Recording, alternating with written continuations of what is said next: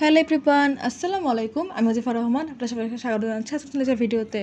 আজকে আমরা দেখব নিউরাল নেটওয়ার্কের গ্রেডিয়েন্ট ডিসেন্ট এবং গ্রেডিয়েন্ট ডিসেন্ট ইউজ করে আমরা কীভাবে ব্যাক প্রপাগেশন করতে পারি সেইটা। তো আমি ভিডিওর দুইটা পার্ট করব। ফার্স্ট পার্টে আমরা গ্রেডিয়েন্ট ডিসেন্ট কী বা এর যে বেসিক কনসেপ্টগুলো সেগুলো ক্লিয়ার হওয়ার চেষ্টা করব এবং পরবর্তী ভিডিওতে আমি প্রবলেম সলভিং দেখাবো যে আমরা গ্রেডিয়েন্ট ডিসেন্টকে কীভাবে ব্যাক প্রপাগেশনে ইউজ করতে পারি। ঠিক আছে, তো চলুন আজকে ভিডিও শুরু করা যাক। ফার্স্টে হচ্ছে আমরা দেখে নিই গ্রেডিয়েন্ট ডিসেন্টটা কি।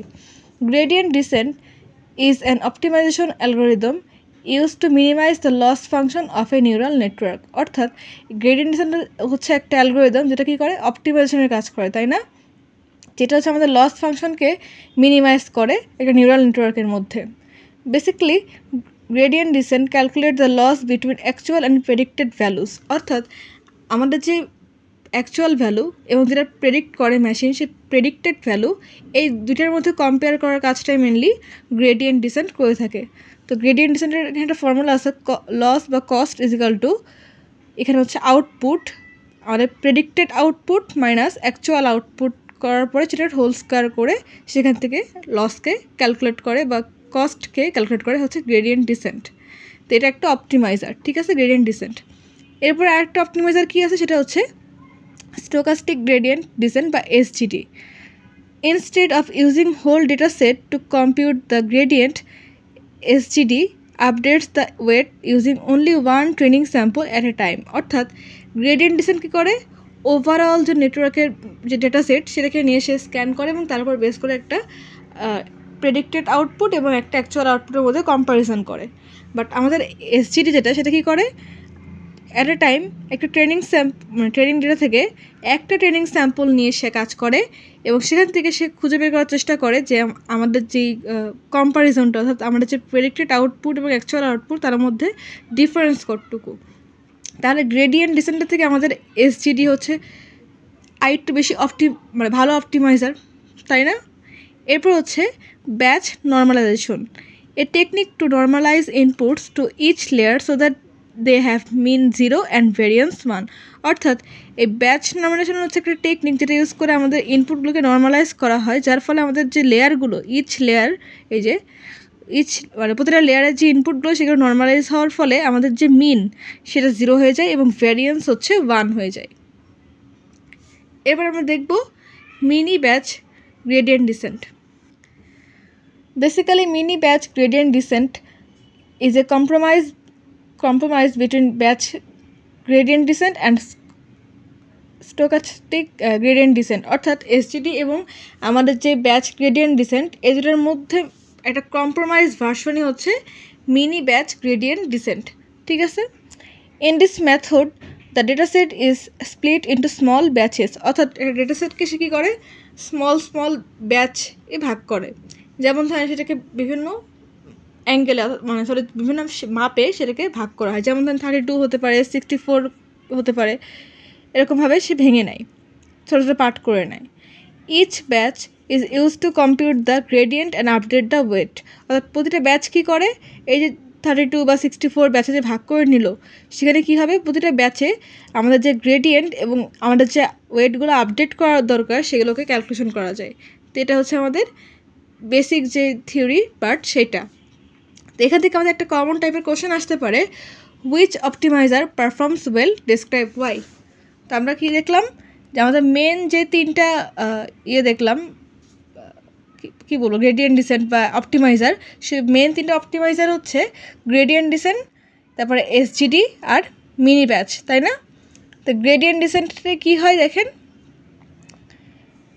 Update weights using the full data set. অর্থাৎ ফুল ডেটা সেটকে সে স্ক্যান করে সেখান থেকে ওয়েটকে আপডেট করে। Slow for large data set, যেহেতু সে ফুল ডেটাকে স্ক্যান করার পরে ওয়েট আপডেট করে, সেক্ষেত্রে আমাদের যদি ডেটা সেটটা লার্জ শেপের হয়ে থাকে বা লার্জ সাইজের হয়ে থাকে, সেক্ষেত্রে সেটাকে স্ক্যান করা ডিফিকাল্ট হয়ে যায় বা কমপ্লেক্সিটি বেড়ে যায়, ঠিক আছে।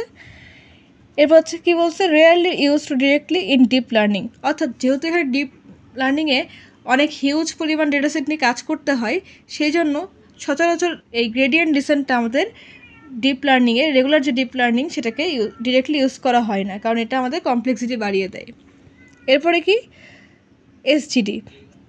Update weights using one sample at a time, অর্থাৎ আমাদের যে এসজিডি সেটা হচ্ছে কী করে, অ্যাট এ টাইম একটা স্যাম্পলকে নিয়ে সে স্ক্যান করে সে অনুযায়ী আমাদের যে ওয়েটটা আপডেট করার প্রয়োজন সেটাকে সে আপডেট করে দেয়।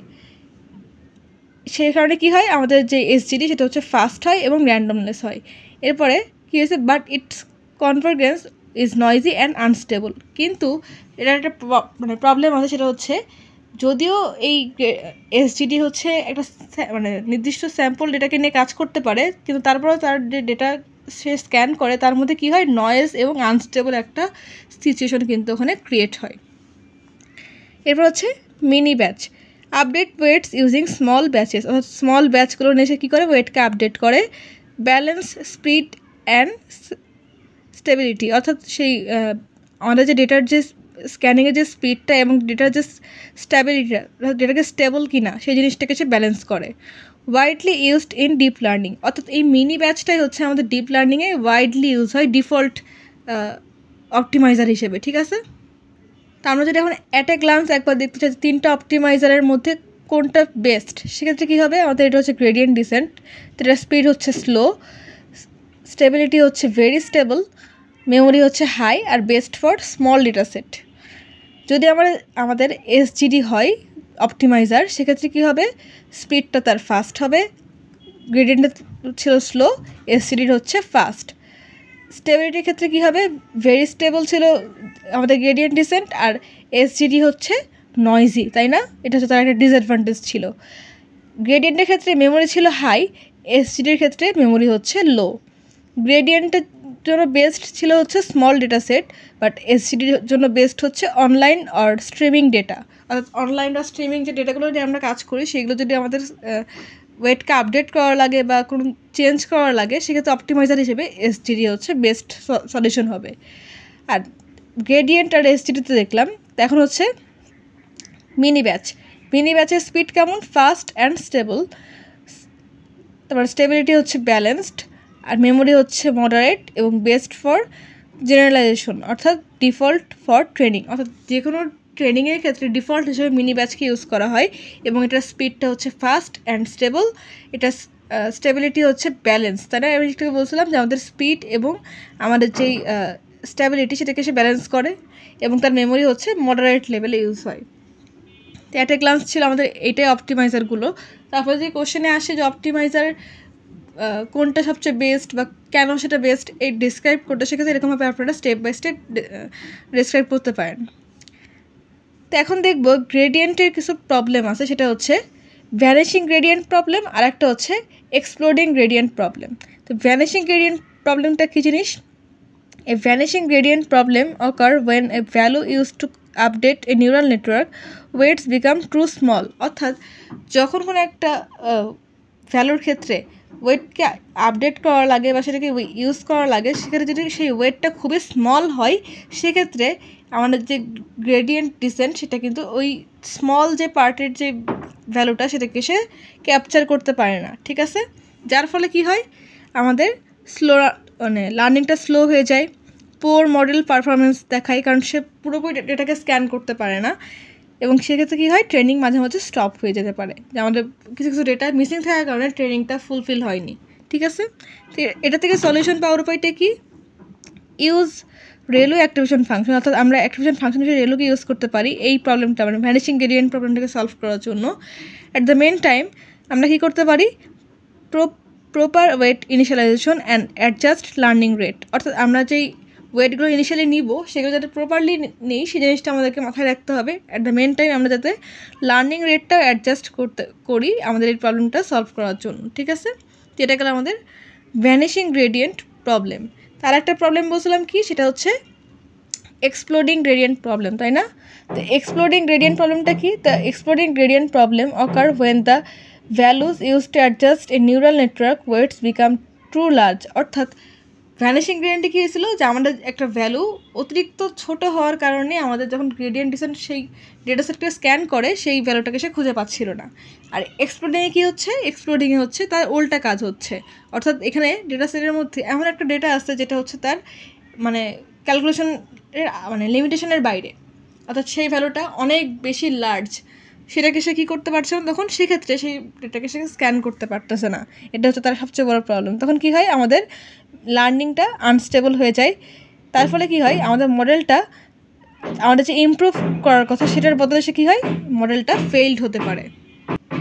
তাহলে আমরা কি বুঝলাম, যে আমাদের গ্রেডিয়েন্ট ডিসেন্টের ক্ষেত্রে যদি অতিরিক্ত ছোট কোনো ভ্যালু থাকে সেটাও প্রবলেম, যদি অতিরিক্ত বড় কোনো লার্জ ভ্যালু থাকে সেটাও কিন্তু প্রবলেম, তাই না? বড় ভ্যালু থাকলেও সে স্ক্যান করতে পারতেছে না, বা অতিরিক্ত ছোটো ভ্যালু থাকলেও সেটাকে সে ক্যাপচারই করতে পারছে না। তো যে যদি অতিরিক্ত বড় ভ্যালু থাকে সেক্ষেত্রে আমরা সলিউশন কী করতে পারি, আমরা গ্রেডিয়েন্টকে ক্লিপ করতে পারি। সেটা ক্লিপ করার ওয়েটা কি, যে আমরা গ্রেডিয়েন্টের একটা লিমিটেশন দিয়ে দেবো যে এই লিমিটের বাইরে কোনো ধরনের ভ্যালু এখানে ইনসার্ট করা যাবে না, ঠিক আছে? এরপর কি, বেটার ওয়েট ইনিশিয়ালাইজেশন, অর্থাৎ আমরা যে ইনিশিয়ালি যে ওয়েটগুলো দিব সেগুলো যাতে বেটার হয় সেটাকে মাথায় রেখে ওয়েটগুলোকে ইনিশিয়ালাইজ করব। এরপর হচ্ছে লার্নিং রেটকে আমরা স্মল রাখার চেষ্টা করব। তার ফলে আমরা আমাদের যেই লার্জ অ্যামাউন্টের যেই এটা হতে পারে ওয়েটটা নিয়ে আমাদের ডেটাসেট কাজ করতে পারতেছে না, গ্রেডিয়েন্ট ডিসেন্ট, সেটা কিন্তু সলভ হতে পারে। তো লার্নিং রেট হচ্ছে কম থাকার কারণে। তো আমরা প্রথমে দেখছিলাম যে গ্রেডিয়েন্ট ডিসেন্ট কী করে, আমাদের প্রেডিক্টেড আউটপুট এবং অ্যাকচুয়াল যে আউটপুট সেটার মধ্যে কম্প্যারিজন করে, তাই না? তো এখানে দুটো ফাংশন ছিল, সেটা হচ্ছে লস ফাংশন, একটা হচ্ছে কস্ট ফাংশন। লস ফাংশন কী করে, measure error for a single prediction, অর্থাৎ যখন একটা সিঙ্গেল ক্ষেত্রে মানে সিঙ্গেল কম্পোনেন্ট চিন্তা করি সেখানে যদি প্রেডিক্ট করা লাগে সেক্ষেত্রে আমাদের লস ফাংশনটা কাজে দেয়। তবে ম্যাক্সিমাম ক্ষেত্রে আমাদের এই কস্ট ফাংশনটা লাগে। লস ফাংশনটা আমাদের খুব একটা লাগে না। তো কস্ট ফাংশন দিয়ে আমরা ম্যাথ একটু পরবর্তী ভিডিওতে দেখব। তো কস্ট ফাংশন কী করে, measure the average error overall prediction in the data set, অর্থাৎ এই কস্ট ফাংশন হচ্ছে আমাদের অ্যাভারেজ যে ইরোর, অর্থাৎ মেন একটা ডেটা সেট থেকে অ্যাভারেজ ইরোর ওভারঅল প্রেডিকশনের উপর বেস করে সেটা হচ্ছে আমাদের সামনে তুলে ধরে যে আমাদের অ্যাকচুয়াল আউটপুট হচ্ছে এইটা, আমাদের প্রেডিক্টেড আউটপুট হচ্ছে এইটা, অ্যাভারেজকে সে আমাদের সামনে উপস্থাপন করে। তো এটা ছিল আমাদের মেনলি লস ফাংশন আর কস্ট ফাংশন। এখন দেখবো একটা ইম্পর্টেন্ট টপিকস, সেটা হচ্ছে আন্ডারফিটিং অ্যান্ড ওভারফিটিং। আন্ডারফিটিং অ্যান্ড ওভারফিটিং বলতে আমরা প্রথমে কী বুঝছি, অর্থাৎ ফিটিং বলতে কি, যেটা হচ্ছে ফিট হয়, তাই না? তাহলে আন্ডারফিটিং বলতে কি, যেটা হচ্ছে ফিট মানে ফিটিং হওয়ার থেকে কম আছে। আর ওভারফিটিং বলতে কি, আমাদের ফিটিংয়ের থেকে বেশি আছে, তাই না? ওভার। তো এই জিনিসটা হচ্ছে মানে মেন কথা। তো এখানে আন্ডারফিটিংয়ে কী হয়েছে, it happens when the neural network fails to learn the underlying pattern of the training data, অর্থাৎ আমাদের যে প্যাটার্নগুলো থাকে, যেগুলো আন্ডারলাইন থাকে, সেগুলো হচ্ছে কী করে, আমাদের নিউরাল নেটওয়ার্ক সেটাকে লার্ন করতে ফেইলড হয়ে যায়। If the model is too simple and trained too little, it can not capture the complexity of the data, অর্থাৎ আমাদের যে ডেটার যে মডেলটা সেটা যদি অতিরিক্ত সিম্পল হয়ে থাকে বা ট্রেনিং যদি খুব কম থাকে, ট্রেনিং ডেটা সেট সেটা যদি খুব কম থাকে, সেক্ষেত্রে আমাদের যে নিউরাল নেটওয়ার্কটা সেটা কী করতে পারবে না, আমাদের যে হিউজ যদি কোনো ডেটা থাকে সেক্ষেত্রে সেটাকে শেয়ার ক্যাপচার করতে পারবে না, কারণ তার ডেটার হচ্ছে ডেটা সেটটা তার মধ্যে কম আছে। ডেটা সেট যত বেশি ভালো হবে ওই মডেলটা তত বেশি অ্যাক্টিভলি কাজ করতে পারবে, তাই না? তো যেহেতু এখানে ডেটা ট্রেনিংটা কম দেওয়া থাকে এবং সেটা খুব অতিরিক্ত সিম্পল টাইপের একটা নেটওয়ার্ক থাকে, সেক্ষেত্রে কমপ্লেক্সিটি বেড়ে যাওয়ার কারণে কী হয়, আমাদের হাই ইরোর আসে ট্রেনিং ডেটার ক্ষেত্রে, যে আমাদের ডেটাকে খুঁজে পাওয়া যাচ্ছে না, নট ফাউন্ড, এরকম টাইপের ইরোর আসে। আর আরেকটা ইরোর আসে কোথায়, আমাদের যখন টেস্ট ডেটা করে, আমাদের যে লিমিটেশন, ধরেন আমি একটা মেশিনকে বুঝালাম এটা হচ্ছে আম, জাম, কাঁঠাল, বাট আমি যদি অন্য কোনো একটা ফল দিই, ধরেন লিচু দিলাম, তখন এই মডেলটা কী বলবে যে আমি তো এটাকে চিনি না, এটা কী ফল আমি জানি না, কোনো সে আউটপুট দিতে পারবে না। মানে ট্রেনিং যত ভালো থাকবে, ট্রেনিং ডেটা যত বেশি থাকবে, ওই মডেল তত বেশি ভালো কাজ করতে পারবে। তো এই যে আন্ডার ফিটিং, এটাকে কীভাবে সলভ করতে পারি, ইনক্রিজ মডেল কমপ্লেক্সিটি, অর্থাৎ মডেলকে কমপ্লেক্স করতে হবে, কারণ সিম্পল মডেল নিয়ে আমরা মানে প্রপার একটা মডেল কিন্তু তৈরি করতে পারবো না, আমাদেরকে কমপ্লেক্স মডেল তৈরি করতে হবে। অ্যাট দ্য মেন টাইম আমাদের একটা হিউজ ডেটা সেটকে ওই মডেলের মধ্যে ইনসার্ট করতে হবে।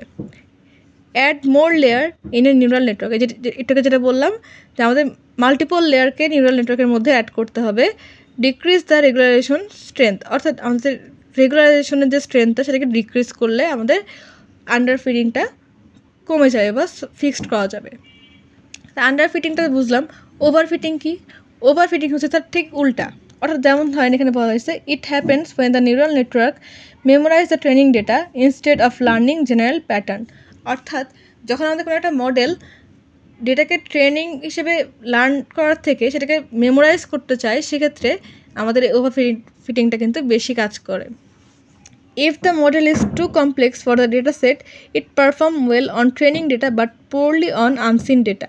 অর্থাৎ কী হচ্ছে, আমাদের যেহেতু আমাদের মডেলটা কী করছে, লার্নিং করার থেকে সে কী করছে, মেমোরাইজ করছে। যে ডেটাসেটটাকে আমি দিলাম সেটাকে সে লার্নিং না করে ওই হুবহু ডেটাসেটকে সে মুখস্থ করার ফলে কী হচ্ছে, যখন আমরা কোনো সিন ডেটা দিচ্ছি, যেমন ধরেন একটু আগে যে এক্সাম্পলটা বলছিলাম যে আম জাম কাঁঠালের ক্ষেত্রে, যদি আমি আমের ছবি দিই সে বলছে আম, যদি বলে জামের ছবি দিই এটা বলছে জাম, কিন্তু সে মানে তার মেমোরাইজ যে কনসেপ্টটা সেটা ওই পর্যন্তই সীমিত।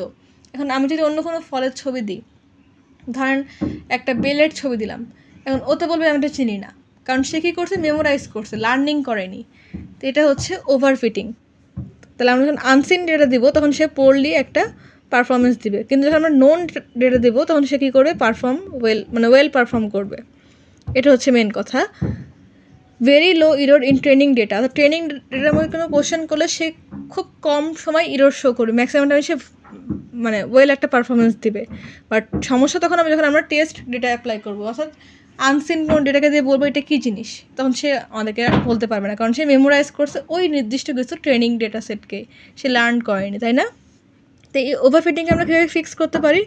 Reduce the number of layers in a neural network, অর্থাৎ আমরা নিউরাল নেটওয়ার্কের যে লেয়ারগুলো সেগুলোকে কী করতে পারি, কমিয়ে ফেলতে পারি, যার ফলে আমাদের কী হবে, কমপ্লেক্সিটি কমে যাবে এবং খুব আমাদের নিউরাল নেটওয়ার্কটা সিম্পলিফাইড হবে। আমরা ওভারফিটিং করার ক্ষেত্রে কী করতে পারি, রেগুলারাইজেশনকে অ্যাপ্লাই করতে পারি এবং সেই সাথে আমাদের ট্রেনিং যে ডেটা সেটাকে ইনক্রিজ করলে আমাদের মেশিনকে ট্রেন ডেটা বেশি দেওয়া হবে, তাই না? তো দেখেন এখানে আমরা কি দেখলাম, আন্ডার ফিটিংয়ে কী হচ্ছিলো, আমাদের মডেলকে কমপ্লেক্স করতে বলছিল, বাট আমাদের এখানে কি হচ্ছে, আমাদের নিউরন সংখ্যা নাম্বার সংখ্যা কমাতে বলছে লেয়ারের ক্ষেত্রে, সেক্ষেত্রে আমাদের নিউরাল নেটওয়ার্ক ওভারফিটিং থেকে মুক্তি পাবে। আবার আন্ডার ফিটিংয়ে কী হচ্ছিলো, আমাদের লেয়ার বাড়াতে বলছিল, ওখানে কিন্তু কমাতে বলছে, তাই না? এখানে কী করতে বলছে, রেগুলারেশন ডিক্রিজ করতে বলছে আন্ডার ফিটিংয়ে, ওভারফিটিংয়ে বলছে রেগুলারেশন ইউজ করতে। এই যে কম্পারিজন, তারপরে কিন্তু এখান থেকে এরকম একটা থিওরিটিক্যাল কোশ্চেন আসতেই পারে যে ওভারফিটিং অ্যান্ড আন্ডার ফিটিংয়ের মধ্যে ডিফারেন্স কী কী, ঠিক আছে? তো এরকমভাবে আপনারা এক্সপ্লেন করতে পারেন যে কোনটার ক্ষেত্রে কখন কোনটা ইউজ করতে হবে, কোনটা কখন অকার হচ্ছে, এই জিনিসগুলো, বা কখন কোন ডেটার ক্ষেত্রে কখন ইরোড শো করবে, কেমন টাইপের ইরোড শো করবে, সেটা হাই ইরোড নাকি লো ইরোড শো করবে, এই জিনিসটা করতে পারেন। তো দেখেন আমাদের যদি চিন্তা করি, এখানে মিডিল বরাবর যেই পজিশনটা সেটা হচ্ছে বেস্ট ফিট, অর্থাৎ ওটা হচ্ছে ফিট হচ্ছে ভালোভাবে। বাট আমাদের যদি ডেটা সেট কম থাকে এবং সেটার কমপ্লেক্সিটি কম থাকে, সেক্ষেত্রে কী হবে, আমাদের মডেলটা ভালোভাবে লার্ন করতে পারবে না। আবার যদি অতিরিক্ত ডেটা দেওয়া থাকে এবং সে যদি লার্নিং না করে সেটা মেমোরাইজ করে, সেক্ষেত্রে আমাদের ডেটা কিন্তু ভালো করে শো করতে পারবে না। এই যে জিনিসগুলোই হচ্ছে আপনারা যদি পরীক্ষায় আসে এই কোশ্চেনটা, তাহলে এভাবে এক্সপ্লেন করে দেবেন। আমি যেরকমভাবে এক্সপ্লেন করলাম বা নিজের ভাষায় আপনি যেভাবে বুঝাই বলতে পারেন, এটাই আর কি। তো এটাই ছিল মেনলি আমাদের গ্রেডিয়েন্ট ডিসেন্টের চ্যাপ্টারটার থিওরিটিক্যাল পার্ট। তো আজকের ভিডিও এই পর্যন্তই। পরবর্তী ভিডিওতে আমরা ব্যাক প্রপাগেশন দেখছি, তাই না? নর্মাল যে ব্যাক প্রপাগেশন, তো এখন আমরা দেখবো ব্যাক প্রপাগেশনের আরেকটা ফর্ম্যাট, সেটা হচ্ছে গ্রেডিয়েন্ট ডিসেন্ট। যদি আমাদের ব্যাক প্রপাগেশনে ইউজ হয়, সেটার ক্ষেত্রে আমাদের এক্সাম্পলটা আমরা কীভাবে সলভ করতে পারি, সেটা আমরা দেখবো পরবর্তী ভিডিওতে। তো পরবর্তী ভিডিও দেখার আমন্ত্রণ রইল। চ্যানেলটা এখন যারা সাবস্ক্রাইব করেন, চ্যানেলকে প্লিজ সাবস্ক্রাইব করবেন, ভিডিওতে লাইক করবেন, কমেন্ট করবেন, শেয়ার করবেন। আজকের মতন এই পর্যন্তই। আল্লাহ হাফেজ।